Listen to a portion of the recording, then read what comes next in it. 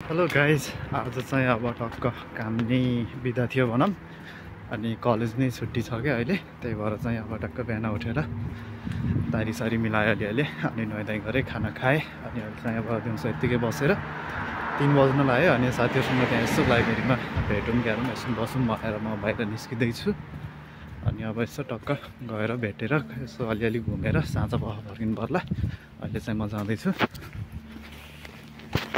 अहिले चाहिँ म डिगरमा आइसकेँ। अब अलिअलि सामानहरू किन्न छ। जाडो भयो, अब अलिअलि हावा चलिरहेको छिटो चाँडो सपिङ गरेर सामान किनेर रुममा जानुपर्छ। चाहिँ म जाँदैछु है सामान किन्नलाई। मैले चाहिँ यति नै किने सामानहरू, अब चाहिँ चेकआउट गरेर रुममा जान्छु। गाइज, अहिले चाहिँ म रुममा आइसकेँ। अब लिएर आएको सामानहरू छ के अरे, अनि राखेँ। अब चाहिँ खाना बनाउनु पऱ्यो अनि खानु पऱ्यो। आजलाई यति नै। Cheers, good night.